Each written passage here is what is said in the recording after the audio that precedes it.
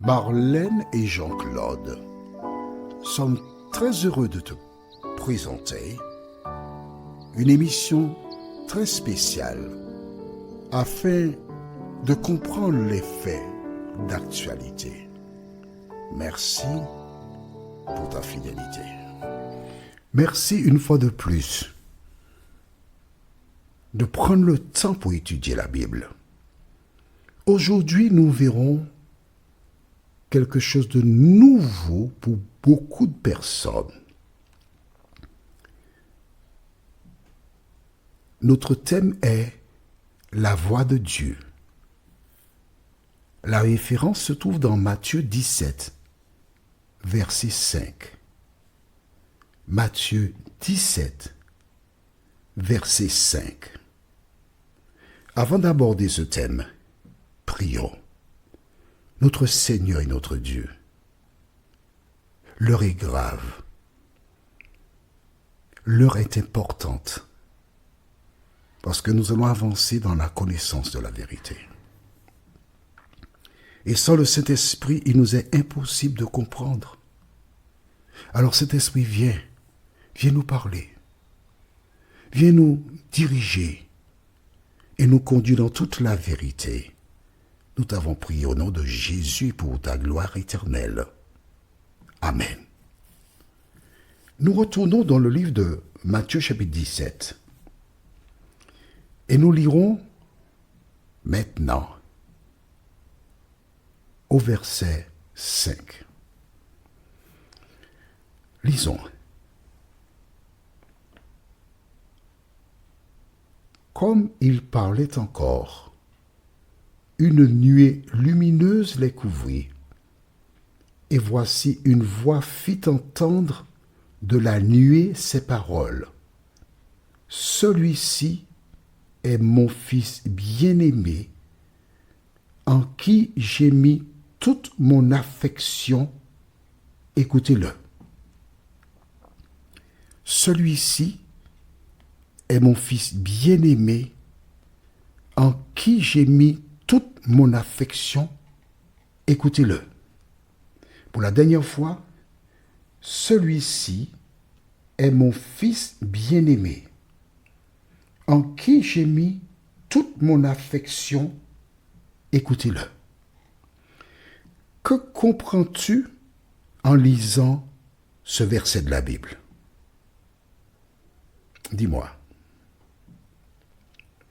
Beaucoup de personnes qui ont lu ce texte ont déduit que Jésus est une créature. Beaucoup ont déduit que Jésus est tout simplement une créature quelconque. Alors effectivement, les disciples ont déclaré: celui-ci est mon Fils bien-aimé en qui j'ai mis toute mon affection. C'est ce qu'ils ont témoigné. Mais qu'est-ce que cela veut dire convenablement? Ouais. Qu'est-ce que cela veut dire?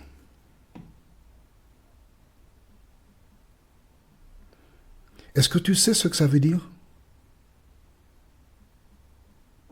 Non? Voudrais-tu que je t'explique ce que ça veut dire? D'accord, alors je te le dis.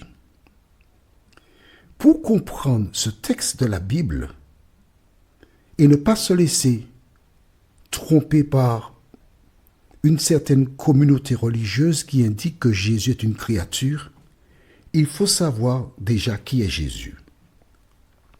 Écrit dans le cahier, Ésaïe chapitre 9, le verset 5. Ésaïe chapitre 9, le verset 5. Écris ça dans le cahier. Tu comprends pourquoi je te dis qu'il faut avoir un cahier de 300 pages minimum? Tu comprends maintenant? Bon, tant mieux. Ésaïe 9, le verset 5. As-tu trouvé? Je voudrais que tu lises en même temps que moi. Parce que je ne veux pas que tu te perdes. Je voudrais que tu comprennes la parole. Je voudrais que tu assimiles la parole. Car si tu ne comprends pas la parole, les agents de Satan ne manqueront pas de te détourner de la saine doctrine. C'est bon? On y va. Car un enfant nous est né. Un fils nous est donné. Ah ah. Un fils nous est donné. Qu'est-ce que ça veut dire? Que c'est un fils nous est donné. C'est le fils de Dieu, on peut penser comme ça, d'accord? Ça peut aussi vouloir dire un fils nous est donné. Donc un enfant qui est notre fils nous est donné. Mais la suite nous éclaire sur le type de fils. Et la domination reposera sur son épaule. On l'appellera admirable, A majuscule. Conseiller, C majuscule. Dieu puissant, D majuscule. Attention, D majuscule de Dieu puissant. Donc l'enfant qui naît est Dieu puissant. D'accord? Ensuite, Père éternel. P majuscule.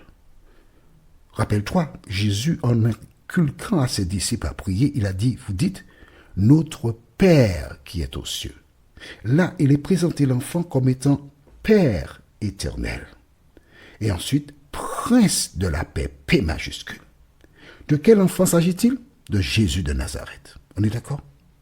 Donc nous savons, contrairement à ce que disent des gens, nous pouvons appeler Jésus. C'est quelque chose que tu apprends là aujourd'hui pour la première fois. Beaucoup de personnes qui ont des Bibles depuis Mathusalem, là, ils découvrent ça comme toi. Les différents noms par lesquels tu peux appeler Jésus sont quoi? Le premier qu'on présente, c'est quoi? Admirable.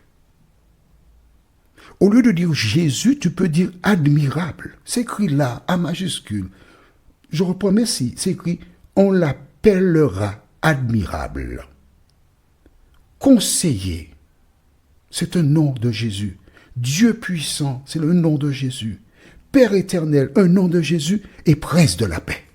Ce sont les noms de Jésus qui sont là. Donc quand tu vois qu'il est dit, celui-ci est mon fils bien-aimé en qui j'ai mis mon affection, nous savons déjà que Jésus est quoi? Ce que nous venons de lire là, c'est sa généalogie. On est d'accord? Ok. Pour renforcer cela, allons dans le livre de Jean, chapitre 1, verset 1. Écris ça dans la Bible aussi. Pardon. Écris ça dans ton cahier. Jean 1, verset 1. Tu vois, nous n'allons pas vite. Nous allons à un rythme pour que tu connaisses, que tu apprennes.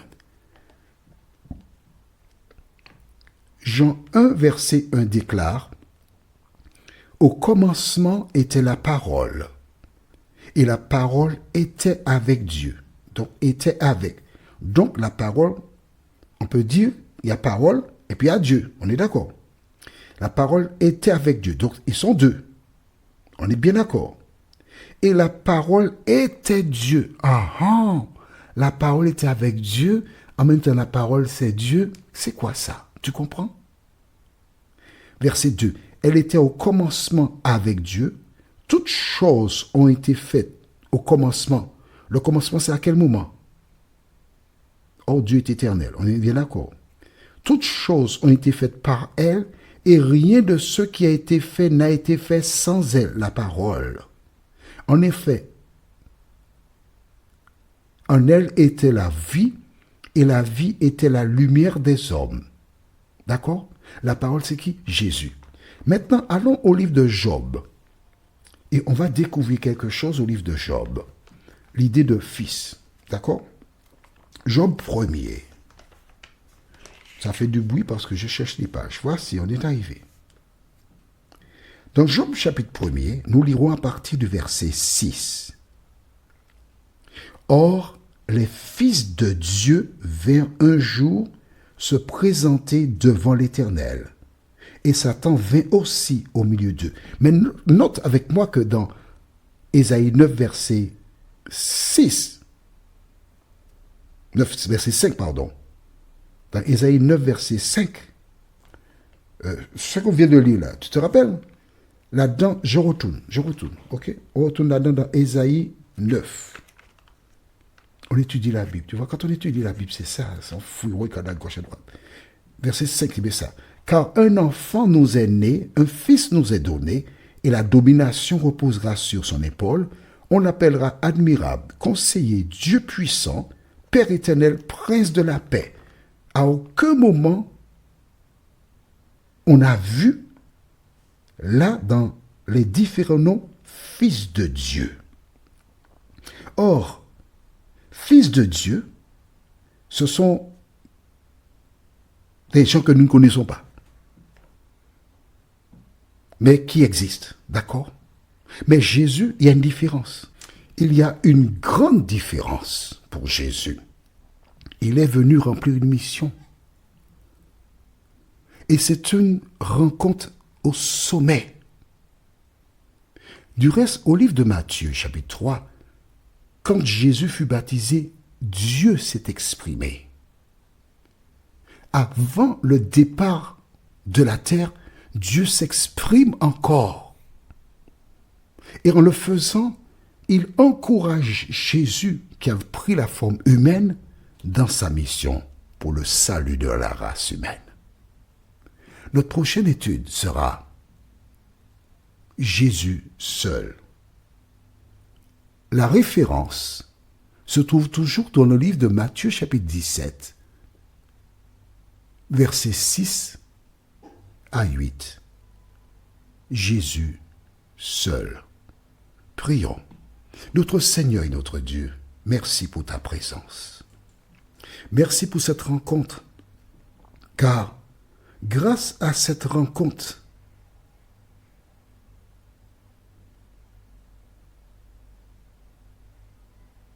Pierre, Jacques et Jean découvrirent Moïse et Élie et entendirent la voix de Dieu. Seigneur, merci pour la parole. Continue de nous éclairer, de nous conduire dans toute la vérité. Saint-Esprit, merci. Merci de nous rappeler que Jésus est Dieu.